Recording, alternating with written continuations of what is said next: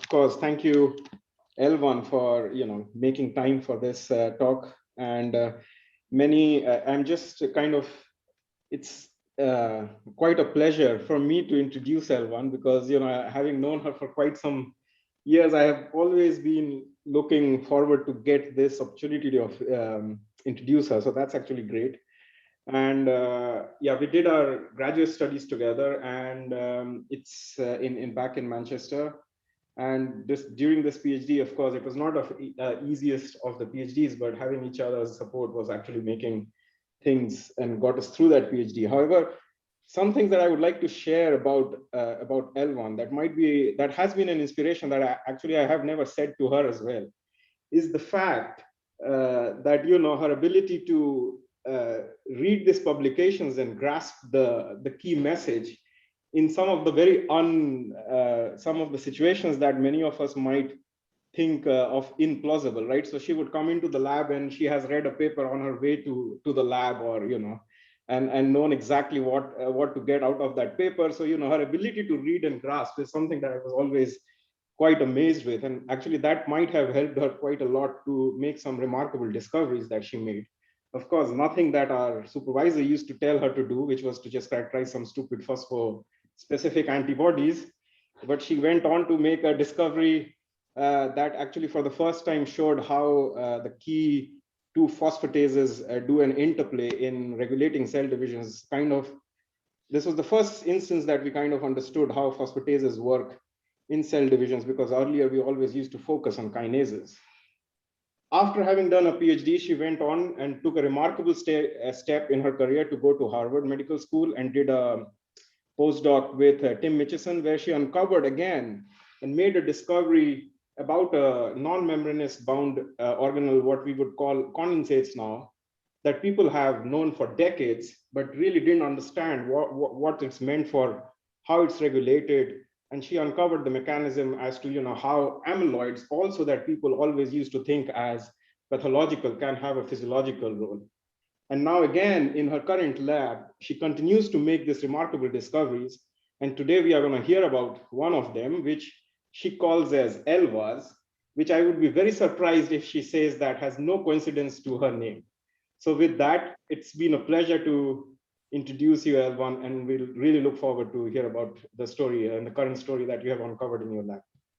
Thank you very much, Avinash.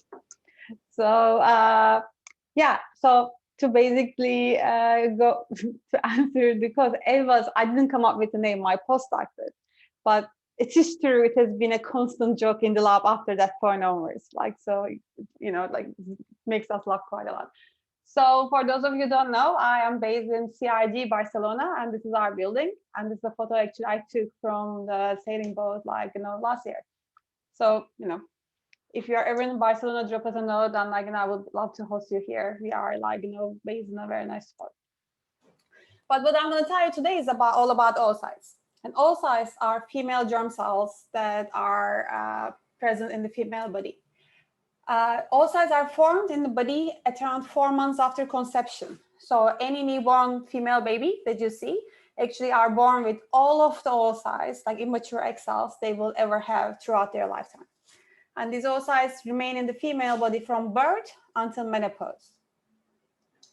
At around the time of puberty, one of these oocytes grow and mature into an egg. And if the egg is lucky enough to be fertilized, a new baby is born. And my lab, basically all of my lab is going around this idea, just like how come a decades-old cell can give rise to a new organism? And we are studying different features and different parts of this very question. One thing that we come across consistently is some sort of a biomolecular condensate. And today I'm going to tell you first at the beginning a little bit about Balbiani body, and that is the majority of that work is published, so I'm not going to tell much about it or more details. And the second part is actually not published yet. We are just putting together the paper, so you're going to be here to hear it one of the first people, and I would like to get your feedback. So actually, the oocyte lifespan of female fertility is a very, very modern problem. Everyone knows that there is a decline in female fertility. There are some magic number ages like 35, 38 being thrown around there. there is not a certain age, like it depends on the woman, I would say, but like, and it is certainly true that at around the age of 40, the female fertility declines. And I'm saying it's a very modern problem because these are actually graphs from the US, and like I got these statistics by New York Times. If you look at 1980, the age of first-time mothers in 1980 is like at around 20 or 19. And if you look at the same stats for 2016, and actually the graph keeps on shifting towards right, it says that like the age of first-time mothers are at the beginning of 30s. And Europe is much worse, i.e. where I'm based now in Catalonia, the age of first-time mothers, the average age of first-time mothers is already 35. So it's already at the age that like, we consider fertility starts a severe decline. So we know very little about how oocytes can stay healthy for many decades or why their health declines with advanced age. And also understanding how an oocyte can avoid aging, this is a little bit like flip the coin moment, for many years can give clues for other aspects of aging research. So to basically, again, put an analogy, if we think about a 21-year-old mother, we think about, oh, such a young mother she is. But then I would just like you to think the age your mother gave birth to you, and then that very oocyte was that many years old. So the oocyte that gave rise to me was 26 years old when I was born. Okay. So then we move on. So my lab works with oocytes from 3 vertebrates. Sorry. Xenopus, yeah. So my lab works with 3 vertebrates. We work with Xenopus because honestly, half of Xenopus, like this is Xenopus? Who's that? Elvan book. Okay, yeah. So, Anupa, I can hear you, huh? So one of it, half of ovary is like this, and the other ovary of Xenopus is here. So it's basically like this giant ovaries. We work with mouse because it is genetically more amenable for like manipulation and physiology. And of course, we work with humans, and we mostly work with donated ovaries that is given to us by our collaborators in the hospitals around Barcelona. And what you see here is that like the dormant oocytes is Xenopus, mouse, and human. And I was like showing this slide to somehow show why we work with 3 species. This is actually scale comparison of the same stage oocytes on 3 stages, 3 organisms, sorry. So this is Xenopus oocyte, mouse oocyte. So you can put several mouse oocyte in one human oocyte, and like the same applies to Xenopus. And this is the reason why we have to work with 3 species to understand the questions that we are asking. So I told you already that like, oocytes can remain in the female for a while. And like, if we look at the main differences between a dormant resting oocyte and a newly activated growing oocyte, is that the major difference between these 2 guys is dormant oocytes have a Balbiani body in their cytoplasm. So what is a Balbiani body? It was first discovered in 1800s by a Mr. Balbiani, and then it has been studied actually extensively by electron microscopy studies in 1960s and 70s in humans. And there's some research about it, like very recent research about it too. But briefly, what you see here is an electron microscope image of a human oocyte here. And this is the giant nucleus of the human oocyte. And what you see here is the Balbiani body. So basically, Balbiani body is a conglomeration of mitochondria mostly. All these small little like circles you see are mitochondria. Some membranes, and some unknown particles, let's say, about basic. And if we think of other membranous organelles or other compartments beneath in the cell, like ER, nucleus, or mitochondria, Balbiani body does not have a surrounding membrane. So it makes it a common set. And I asked during my postdoc several years ago now, what is the glue that keeps the Balbiani body together? And I asked this question in frog oocytes because, as I showed you, frog oocytes are really large. And one of the things I did was basically I got a frog oocyte under the microscope. And what you see here again, the oocyte, the nucleus, and this structure actually you can even see like in a just like not fancy DIC scope is the Balbiani body. And I basically attacked the oocyte, let's say, to isolate the Balbiani body. And this is really me doing the work with just normal forceps, like nothing fancy. As you can see here, I could isolate the Balbiani body. Let's put it here. It remains together, and this thing turned out to be very highly resistant to high salts and even to some extent SDS. And having isolated it, the first thing I did was to send it to mass spec and to figure out what is it made of. Right.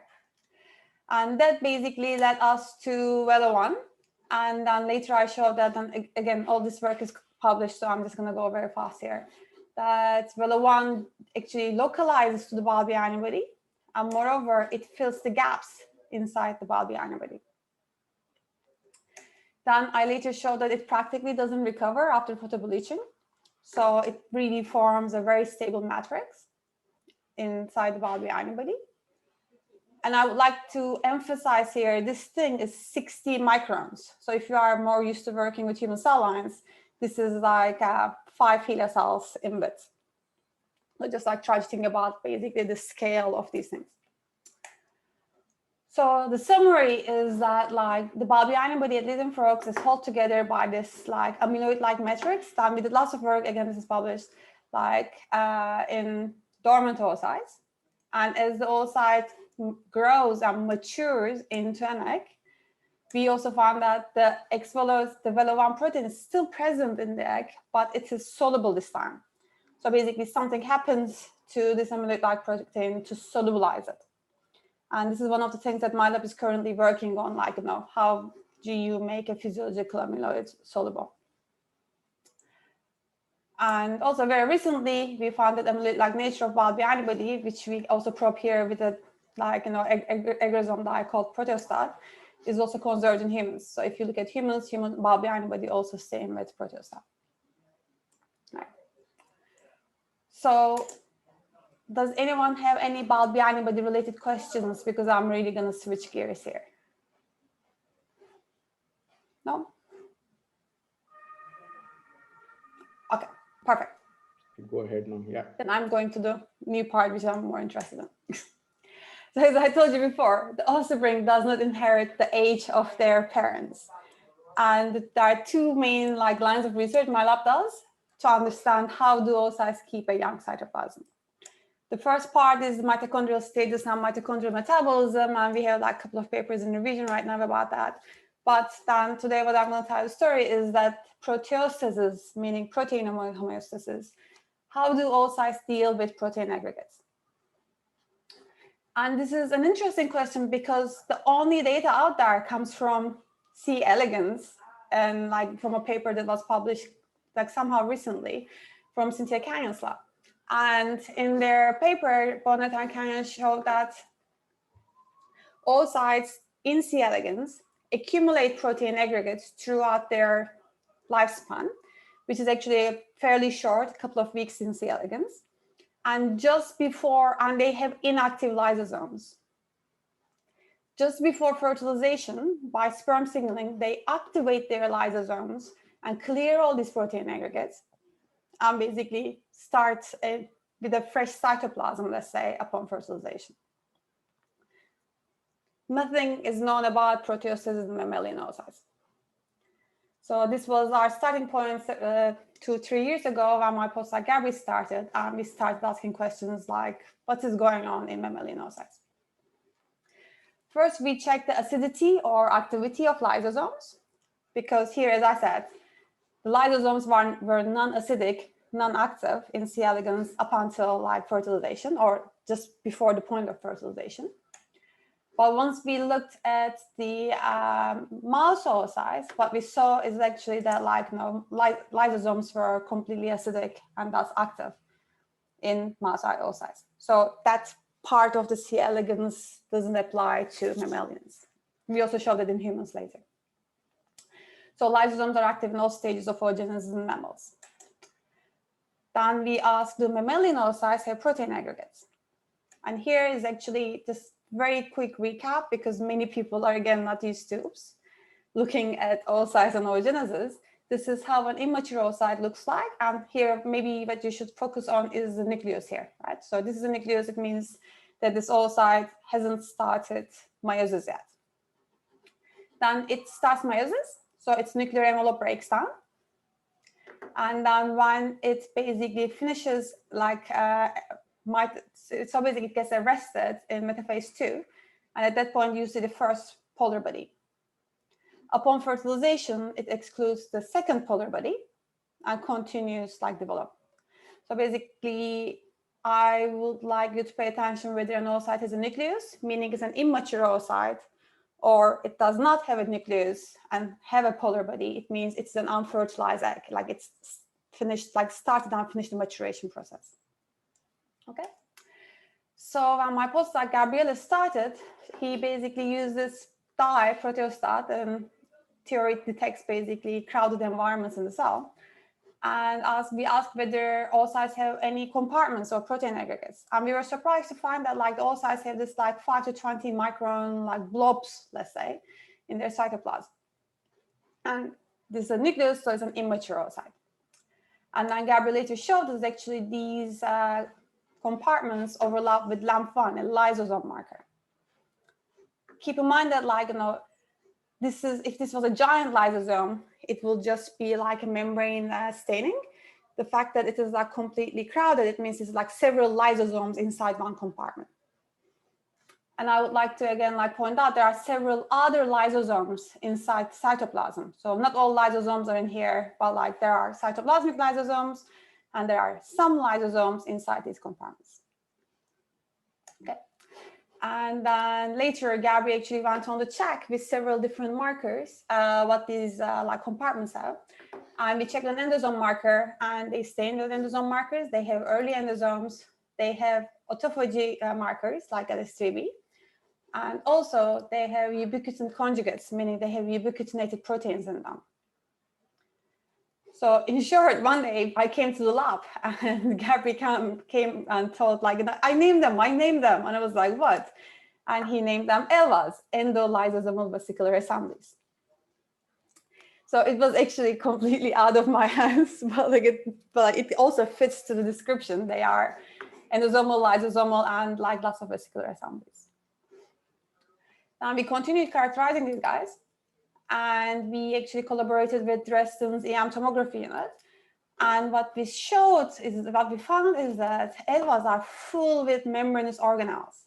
They don't have a surrounding membrane, but like I'm just playing this EM tomography a couple of times. But then you can see, for example, here's an autophagosome. There's like double membrane here. It's just like merging with another body. There are like classic autophagosomes with 2 membranes. There are lots of single membrane vesicles that could be endosomes or lysosomes.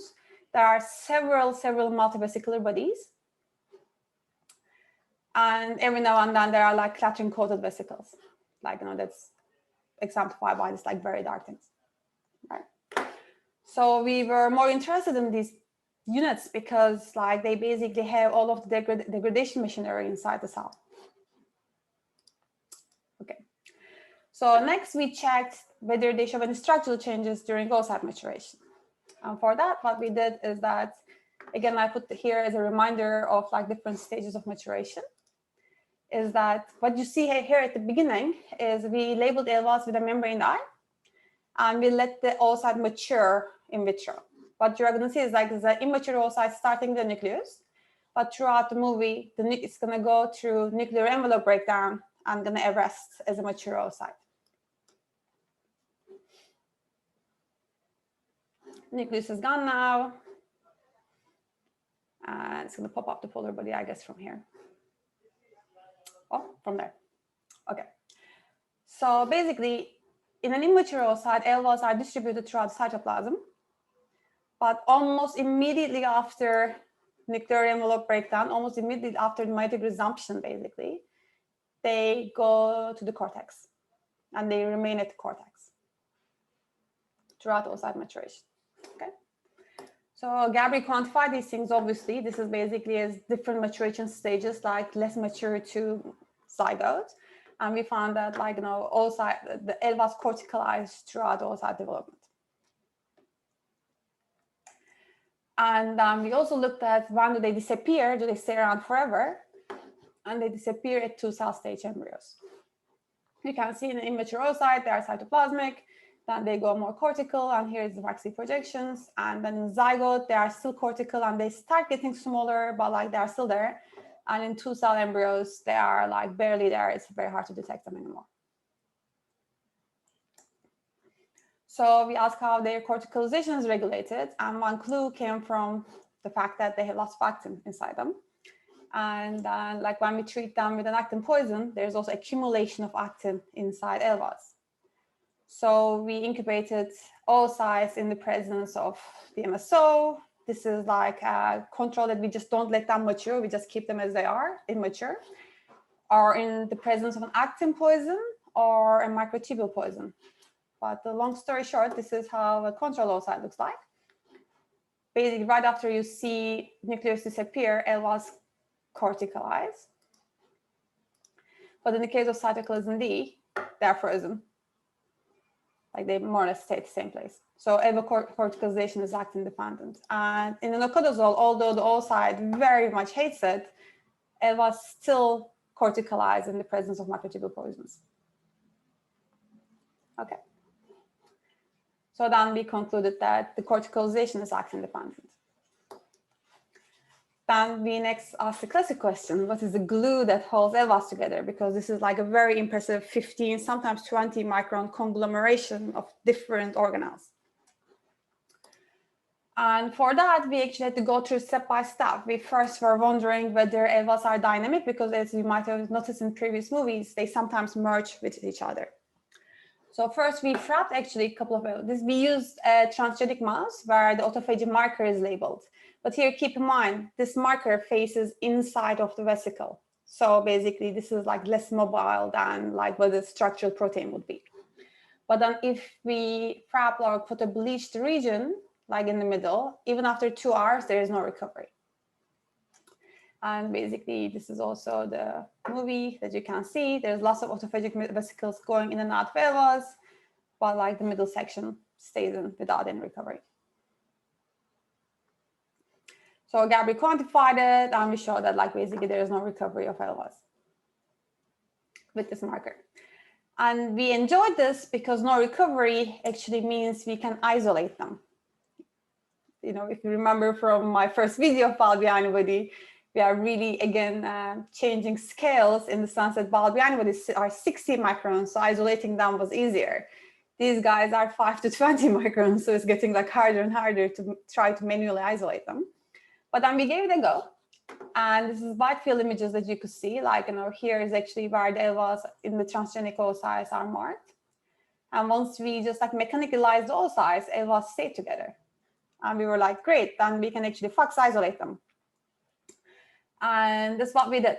We FUX isolated them, and we enriched for the ELVA fraction, like by using the GFP marker. And then in the fold enrichment of, then we sent them to mass spec. And in the fold enrichment, actually, you see that the first protein that came up was late endosome lumen, which we were happy about because it just gives us lots of proteins about like endosomes and lysosomes. And amongst the proteins we identified, there was a protein called RUFI1 that actually just struck us as very interesting. So we thought RUFI1 is a good candidate to be the glue that holds ELVAs together, because it has an intrinsically disordered domain as well as 2 coiled domains. It is very highly expressed in oocytes. So we did this Western blot and we compared the oocytes to fibroblasts, like cultured fibroblasts. And you can see here, like oocytes have really high amounts of this protein compared to just like a somatic cell line. And it localizes to ELVAs. Then we basically did the staining of RUFI1 and LAMP1.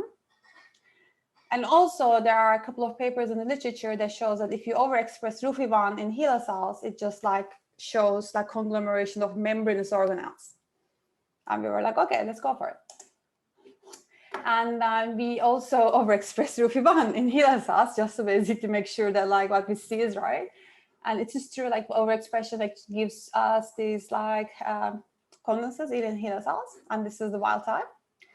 And what we did is basically we either remove the intrinsically disordered region or the larger portion of the coiled domain, or it is membrane binding region actually.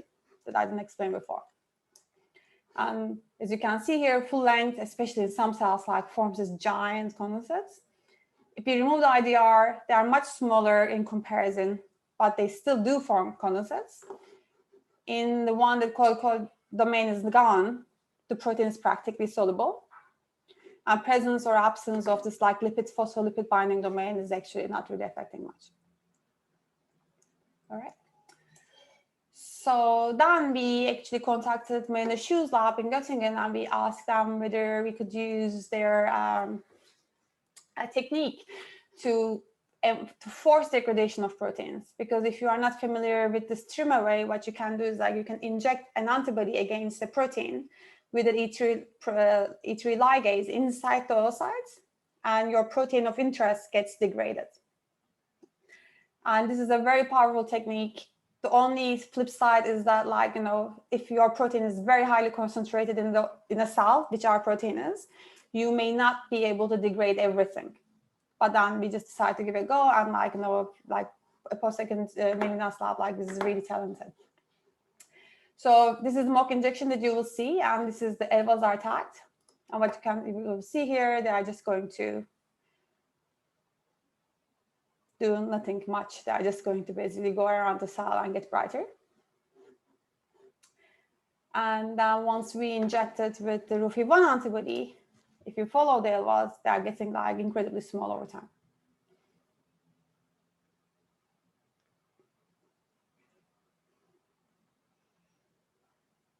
Okay. So then what Gabri did is actually he quantified these things.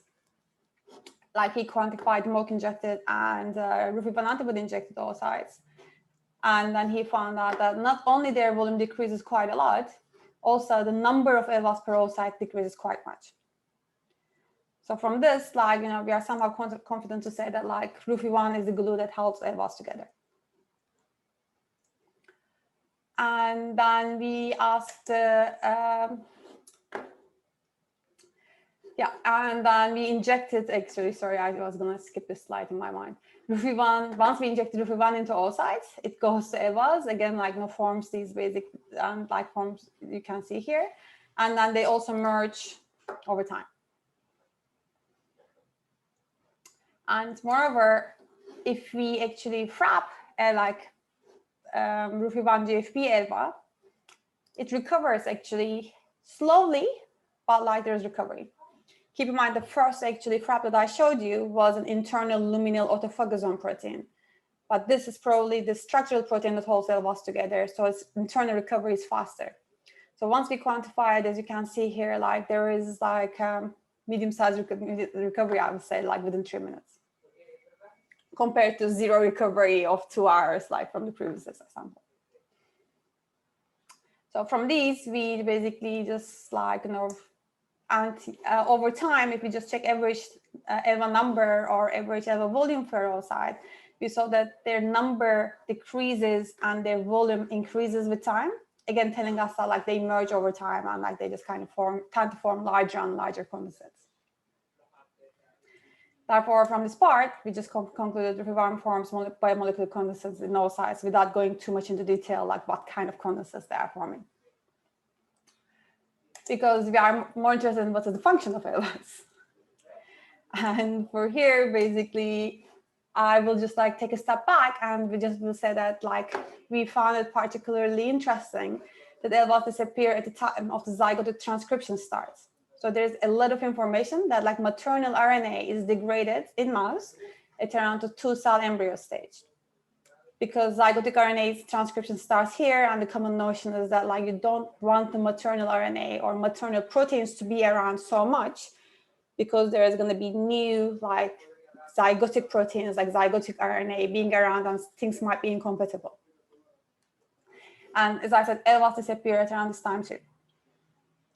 So we ask whether ELVAs happen through proteosis in oocytes because they are full with degradative machinery by disposing of unnecessary or potentially harmful maternal proteins. Okay. So the first thing we did was to check whether lysosomes in ELVAs are active. And actually, if we look in the immature oocytes, and use a lyso tracker, meaning that like lyso tracker is a dye that only accumulates in acidic and thus active lysosome that I told you at the beginning. Although cytoplasmic lysosomes are active, the lysosomes in ELVAs are not active in immature oocytes. But upon oocyte maturation, like an egg, the actually lyso tracker is just like very strong in eggs.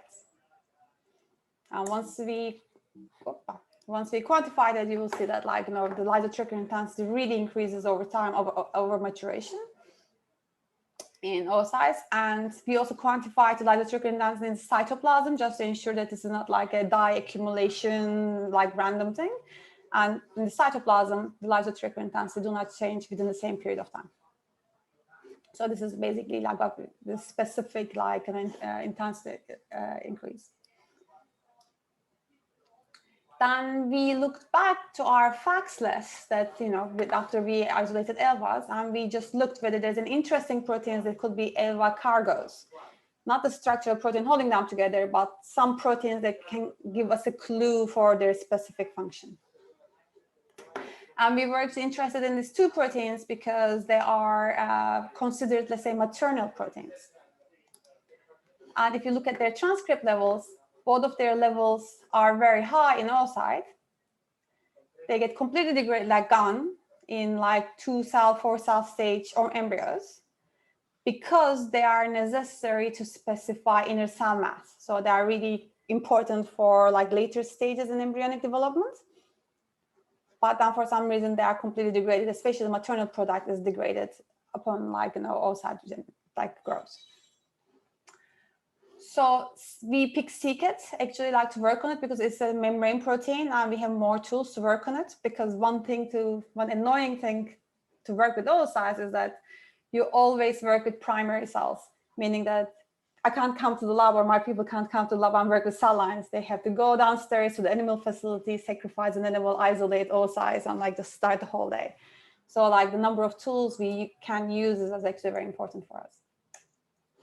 So what we had is actually we can label c-Kit live with an antibody and just like follow it throughout oocyte maturation.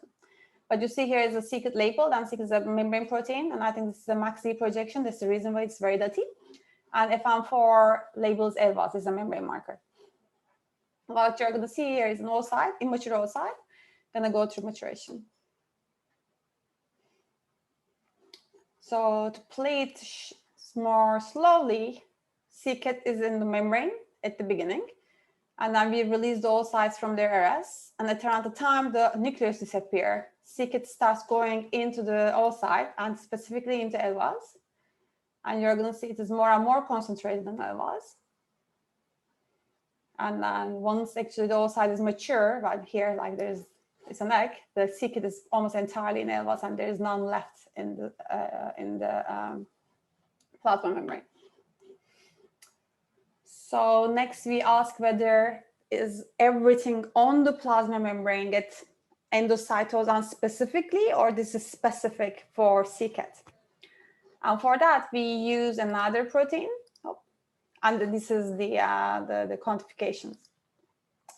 So we use another protein called Juno, and Juno is important for sperm entry into the oocyte. In short, it means you shouldn't endocytose much of Juno, because otherwise your fertilization is going to fail. But then, like, let's see what's going to happen with c-Kit. So we label them at the same time in the same oocyte by using antibodies live, and then we release the oocytes from their arrest. As you can see, after the nucleus disappears, more or less, c-Kit is almost entirely in ELVAs. And there's like, you can see the background endocytosis of Juno, but almost all of Juno is still in the plasma membrane. I just compare this, and they both started as plasma membrane proteins to that. So basic internalization of c-Kit is specific, and targeting of c-Kit is specific. So it's not like any plasma membrane protein, the receptor in the the plasma membrane is being internalized. Then we also checked what happens to the proteins targeted, to ELVAs, and they are degraded upon maturation. So what we saw is what you see is the levels of the c-Kit, and this is IF, in the ELVAs in an untreated immature oocyte.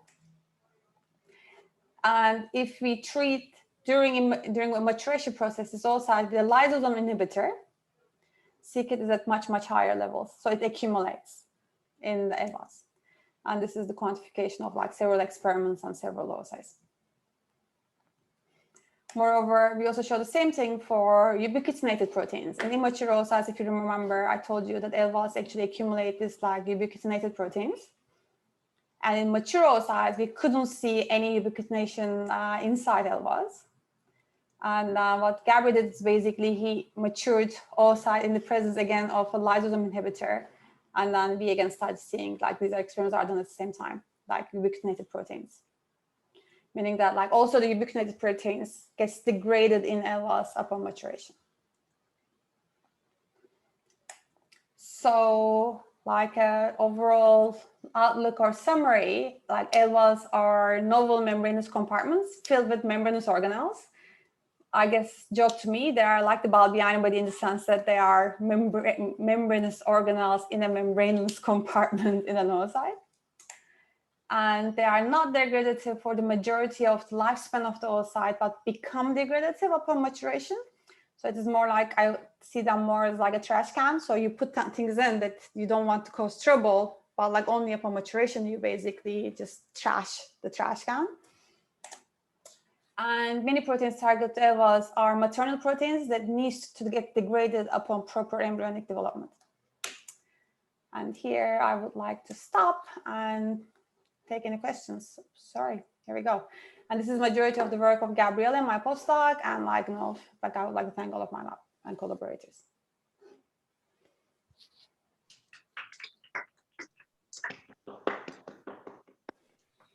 Great. Thank you so much, Elvan, for this, again, very inspiring talk and this telling us about the novel ELVAs. I have some questions, but before that, maybe if we have a question in chat, Xiao, do you want to come on camera and ask the question yourself? Yeah, hello.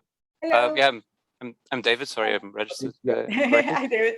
Yeah, my question was concerning the dynamics of those vesicle assemblies. How do they form?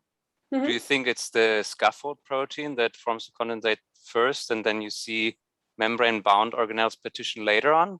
Or do you think the surfaces of those organelles are important, that maybe the scaffold protein wet the surfaces of those organelles and then glue them together subsequently? What do you think is the order? So actually, like, you know, to be honest, like we are also checking that as like a secondary priority, let's say, but like in the early oocytes, if you look at like early stages before the obvious ELVAs are around, we see like lots of lysosomal aggregates. So it might be that like there are lots of like membranous proteins that get together, and then like the structural protein like starts holding them together. But I wouldn't give you a clear answer now. Like, you know, this something we are looking into, but like, you know, first we want to just like, you know, just finish this part of the story and like get it out and start looking into how they are formed. Great. Thank you, David, for your question. Elliot, you have a question. Do you want to come on screen as well and ask the question? Sure. Really cool talk, Ellen. I really enjoyed. And it's really cool that you have this trim-array tool to block the formation of the super organelle while keeping all the other organelles intact and functional. So I'm wondering if you could use that to look at the function of ELVAs in general. Like if you do trim-array of RUFI1, could you then look at if c-KIT is no longer degraded and other such things? That's a dream experiment, Elliot, but like we are trying to do it, but it turns out to be an incredibly hard experiment to perform. Because basically, once we injected, like, you know, Gia, like from Melina Schu's lab, the postdoc working on the project, told us that, like, you know, he had to inject lots of trim away and like lots of components of the trim away, just so that, like, because RUFI1 was like very much concentrated. So he got like 50% decrease in like maturation efficiency, even in the control oocytes, because like you have to inject lots of like E3 ligase and everything. So the oocytes don't like it. Then you have to mature them, you have to in vitro fertilize them, and you have to basically develop them until the blastocyst stage. So if we think about like there's 50-40% efficiency in every stage, then it really becomes like reaches the border of impossibility in terms of a technical like challenges to do it. But we are trying, to be honest. Like, you know, my colleague Gabby is like still sweating on it, whether we will be able to get some oocytes. But then we also would like to work with like larger numbers that we can just like quantify, because every oocyte is different. So if you say like, oh, one oocyte did that, it doesn't mean much for me. So that like, if you want to say like, oh, we managed to image, I don't know, 20 blastocysts coming from like 10 animals, then it really becomes a super big technical challenge. But yeah, that is a dream experiment. Let's put it that way. Yep. Great. Thank you, Elliot. Before just going to Alex, your question is next. Quick question about the trim from my side. Mm-hmm. So, Elvan, is this now like, you know, very restricted still to injection, or are there some, you know, novel advancements that this trim technology can be applied to, you know, cells in culture and stuff without needing microinjection? So I think in the original paper, like they electroporated them into it, like electroporated somatic cells with trim array. And that is a possibility, I will say, but for oocytes are not, to my knowledge, you can't really transfect them, at least efficiently, let's say, because we tried every possible suggestion, let's say, in the literature several years ago when I started my lab, and they are not efficient, they are really not worth it. Okay, great. Thank you. Alex, you want to come on screen as well? Sure. Hello. Beautiful talk. So with the, following the development of the project, so go ahead. I know, it's great. With the cortical rearrangement, where you see upon meiosis one this kind of redistribution of ELVAs to the cortex, is that something that you see as being sort of an active process? Like, are there motors that are driving that? Or is this just something that happens essentially, right? Is everything getting pushed to the side during meiosis one that's leading to this large scale rearrangement? I just don't know. No, it's a great question, and it's active, because like it's a great question also, like you are coming from, I'm not sure if you know the work, because there's also something called cytoplasmic streaming in oocytes. So it is true, many things are pushed to the cortex. So like, you know, so there is it's a thing, let's say. But then there's also, we also know that there are several different wraps in ELVAs that can generate their own power.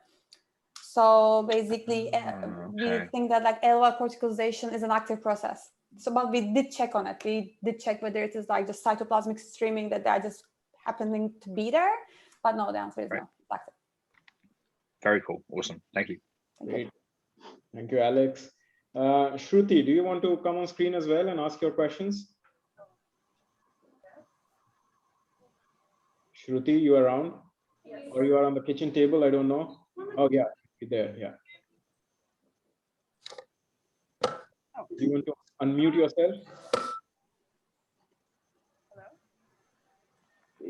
Yeah, we can't hear you, but maybe I can, in the interest of time, I can just read out the question. So Shruti asks, can this mechanism of cytoplasmic renewal be used in somatic or stem cells to get rid of pathogenic aggregates or renew their age? So, you know, can this mechanism, let's say, you know, I think what she's trying to get it as, can be transferred to somatic cells?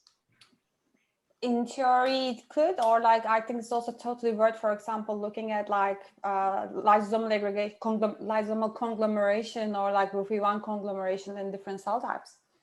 Because like no one, like many people observed there's some lysosomal conglomeration in oocytes before, but they thought they were giant lysosomes.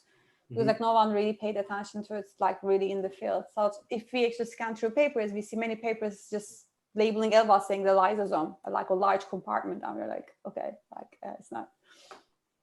But and yeah, please. I think Shruti, was that you? Hello? Yeah.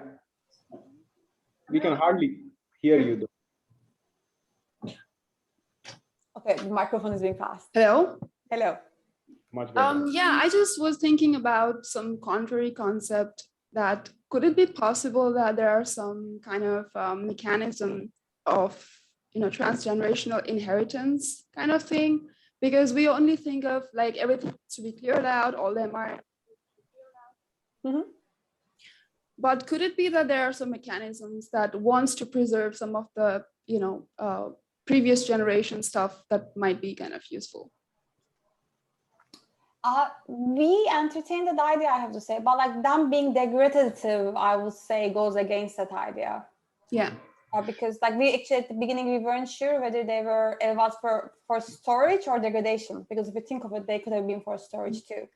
But then the fact that they start degrading at maturation, like, you know, I would say probably is against the inheritance idea. Yeah, Unless but like only small little compartments of like, you know, pieces of stuff are somehow like needs to be inherited rather than full protein. But do you think it could be possible, like something to look for, you know, the concept that everything needs to be cleared out? Yeah, it's definitely a concept, but do you think it could be something possible? You are coming and going out, but like what I can tell you is basically like in xenopus, for example, and in zebrafish too, there's something called the germplasm, meaning that like, you know, the one part of the oocyte cytoplasm in its entirety is necessary and inherited for the next generation of germ cells. And that like if that next generation of germ cells doesn't have this transgenerational inheritance, they can't form germ cells. Oh. Right? But then in humans and in mammals, actually, it was shown that is not the case. So there's no like a key feature to you need to inherit to become germ cells. So if you just need to go through some certain migratory pattern and be exposed to some transcriptional factors. Oh, thank you. I guess before we go to Sinem, a kind of a follow-up question to what Shruti was kind of, I think, trying to ask is that, can you imagine using this for therapeutic purposes, right? Somehow trying to instigate that in the neuron where we also want to get rid of aggregated proteins, but you know, you can have a triggered way to trigger it in a neuron, and that then just, you know, goes away and starts, you know, you can have it and you can activate it when you need it, right? Kind of. Well, I will need to think deeply about it, just how to engineer it. Let's put it this way, because one thing that we are curious of is to see whether we can find some sort of a code that that targets things to ELVAs, right? Like, you know, so how, like, why didn't Juno get targeted? Why did c-Kit get targeted? How does DDX3 get targeted? Like, is there some sort of a, you know, molecular signature? Yeah. So that will be basically building it up from scratch, step by step. Let's say, like, if we can find a signature, and then maybe we can just like think about building up more onwards on that. Great. I think, thank you, Elvan. Next, Sinem. Sinem, do you want to come on screen as well and ask a question? Sure. Hi, everyone. Great talk. Hey. So I was wondering, where does ER, Golgi, multivesicular bodies, like other parts of the endolysosomal pathway and membrane trafficking fall in this whole picture and with respect to there's no ER, there's no Golgi. No, just name them, because we went through literally all the lists of what we can think of. But basically, there's no ER, there's no Golgi, and yeah. But so that's a general feature of the oocytes. No. So basically, there's no ER, there's no Golgi in ELVAs. I see. Okay. No. So, no. Otherwise, like really, ER is everywhere. Like, if, for example, if we were to say an ER in this picture, like, it's just really occupying everything, I would say. But like let me see whether I have any slides for that. I don't think so. Do I? Oh, there you go. Here we go. So no, my ER looks like in the oocyte. So it's really everywhere, but then it does not localize with ELVAs.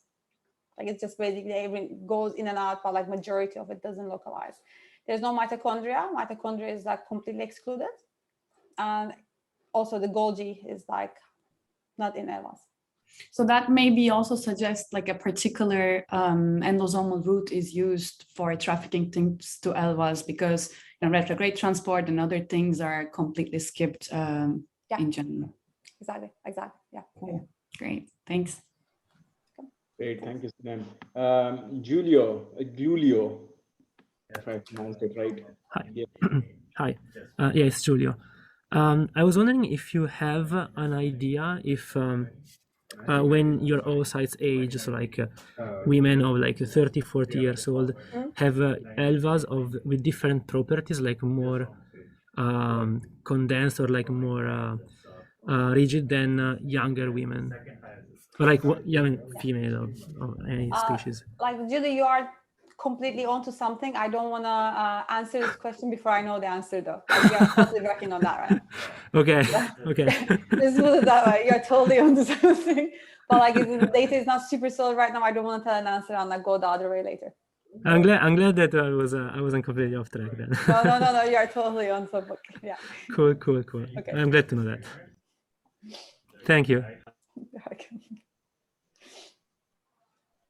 Great. Any further questions? I just want to ask maybe in the on sitting on the kitchen table who might not have had a chance. Anyone? Whilst they're still thinking, I think one other question I have, Elvan, is, so what's the interplay between ex velo and not the Balbiani and the ELVAs? Have you looked into that? Like, do they cross talk? What's going on? Why does one take mitochondria? Why doesn't one take mitochondria? Kind of such stuff. What gives them the specificity? The short answer is no. There is not so much of a connection between them, let's say. But it is also a very tough question because mouse oocytes don't have a Balbiani body, it turns out. Right? Okay. So we have to either follow it up on humans. Practically, we have to follow it up on humans. Actually, not thinking about it. And it is like, it becomes very challenging. Like, whether, like, how can the link can be established? Because like basically mouse has some like lysosomal aggregates early on stages, like, we can follow them, no problem and everything.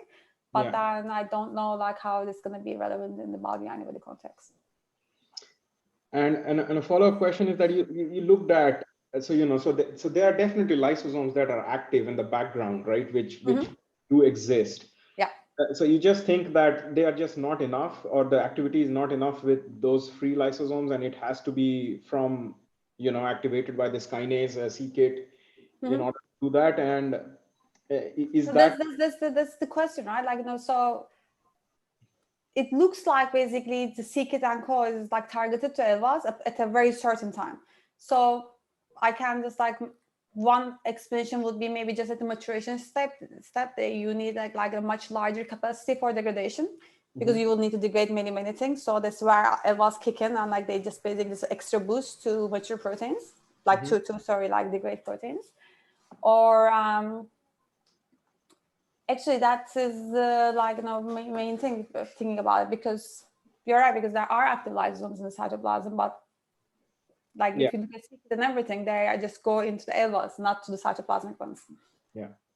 And the missing, so one of the things that you also mentioned is this RNA, right? The RNA pool goes down and goes up. You think the DDX3, you didn't talk about much about that helix, but would that be involved in that kind of RNA homeostasis? It is mostly involved in, it is basically DDX3 is mostly involved in, like, again, inner cell mass specification for later things.